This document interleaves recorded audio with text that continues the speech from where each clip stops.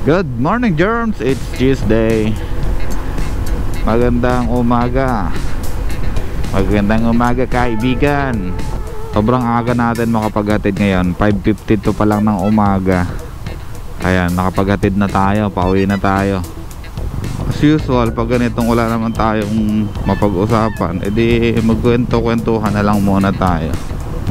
Para habang nagdadrive tayo, baka makaisip tayo ng mapag-usapan. Ayan, like for example, ngayong November mag-uumpisa na yung implementation natin sa shop ng regular day off natin.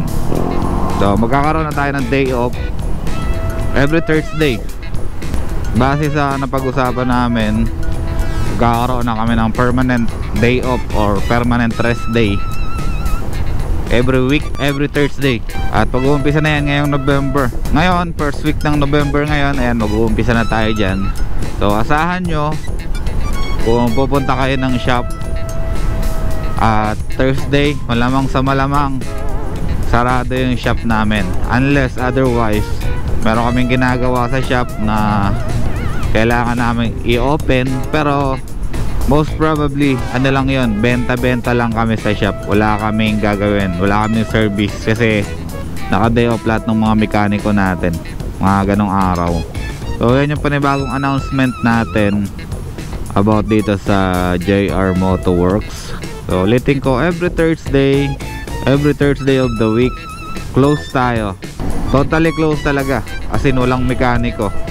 Ngayon, kung meron naman mga instances na talagang kailangan namin magbukas, malalaman nyo naman yan. Mag-a-announce naman kami sa page.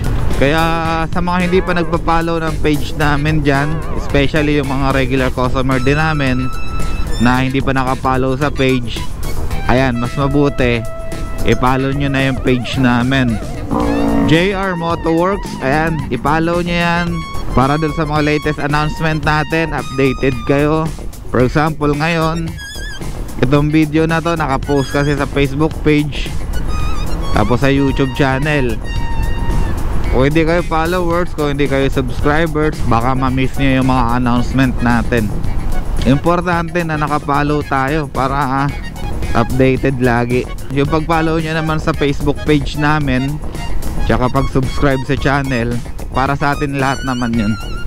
Mag-a-announce kami, ma-update kayo, magbe-benefits talaga kayo. We came up with the decision na mag-close kami ng Thursday. Kasi yung mga mekaniko namin before, nag-alternate sila sa day off. Nag-alternate sila, for example, Monday, si mechanic 1, Tuesday, mechanic 2, Wednesday, mechanic 3. Ayan, nag-alternate sila ng day off. Every day in a week, hindi kami kompleto. Hindi kami nakakompleto. Almost every day, kulang-kulang kami ng mekaniko talaga. Hindi kami nakakompleto. Ano lang, Sunday and Saturday yan, kompleto kami dyan. Pero the rest of the weekdays, hindi talaga kami kompleto. Kulang-kulang talaga kami. Minsan nga, weekend, kulang-kulang pa rin eh. Kaya talagang pinag-decision na namin na mag-close na lang kami ng Thursday, sabay-sabay.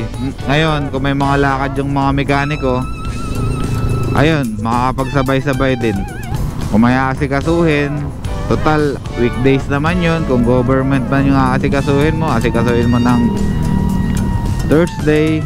Kung may rides yung mga mekaniko, gawin ng Thursday. Kasi pag Sunday and Saturday, bakbakan talaga. Friday tsaka Monday, ganun din. Minsan talagang bakbakan. So kapag may kulang kaming mekaniko, ayun, medyo tumatagal yung mga waiting natin. So ito naman, itong ginagawa naman namin na to, para din naman to sa mga customer namin. Siyempre pag kompleto mekaniko natin, mas mabilis natin magagampanan yung mga services na ino-offer natin. Hindi masyadong matagal yung waiting time ng mga customer.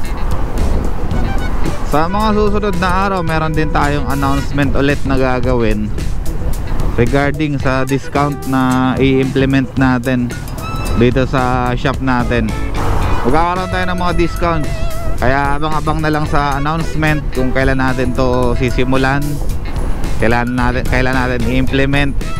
Abang-abang lang. Kaya yung mga ano natin dyan, yung mga hindi pa nagpa-follow dito sa page natin, mag-follow na kayo, mag-subscribe na kayo para ma-update kayo dun sa announcement natin about dyan sa mga discounts natin. So ayun lang muna for today's video. Tapos sabi ko kanina, every Thursday wala tayong pasok. Malamang sa malamang yan, magra-rides tayo ng mga malalapitan lang. Magra-rides tayo ng malapitan lang. Magsi-search tayo ng mga lugar na pwede natin bisitahin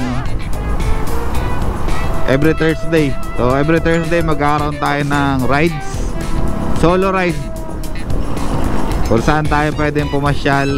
As in solo ride lang ha, ako lang talaga, wala tayong OBR nun kasi weekdays yun eh. May pasok si Cheryl My Loves nun. Kaya kagaya ngayon, naghatid ako.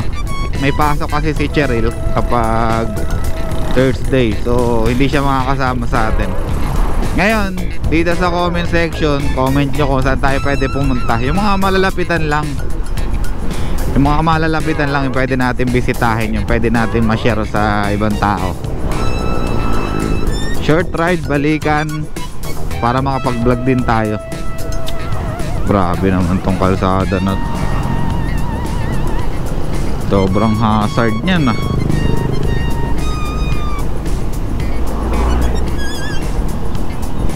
Hindi man lang nililinis tong tracking. Ayun yung iniisip ko na pwede natin gawin every Thursday. And magsasama-sama tayo dito, magkukwento-kwentuhan tayo dito, kung ano-ano lang. Kung ano-ano lang para maiba lang yung view natin. Kasi 'di ba, everyday nagba-vlog ako. Minsan tinatamad na ako mag-vlog kasi baka kako nananawa na yung mga tao sa view natin, nananawa na sila sa dinadaanan natin kasi nagba-vlog ako lagi. Floodway, Ortigas, Julia Vargas, Ortigas Center, tapos vice versa pabalik. Baka nagsasawa na yung mga ano natin, mga subscribers natin, mga germs natin dyan. Kaya ayun yung naisip ko na baka pwede makapag-ride tayo every Thursday. Tapos syempre yung ride natin, kung saan tayo magra-ride, yun yung topic natin. For example, nung nakaraan kasi tinitingnan ko yung ano ba yun, Taytay Falls sa Mahayhay Laguna. Yun yung gusto kong puntahan dati. Kahit solo lang, kahit solo ride lang, gusto ko yung puntahan. Pero malayo-layo din yun ha. Malayo-layo din yun. Kaya nga inaano ko na rin yung mga tools ko eh. Kaya kinokompleto ko yung mga tools ko kasi gusto ko pag bumiyahe ako mag-isa, as in solo lang ako, kasi at least meron akong dala-dalang tools. Hindi ako matatakot na bumiyahe mag-isa. May dala akong tools, may dala akong spare parts, mga ganyan. Okay, andito na tayo sa Floodway. Malapit na ulit tayo sa bahay natin. Kaya dito na natin tatapusin yung ating short vlog.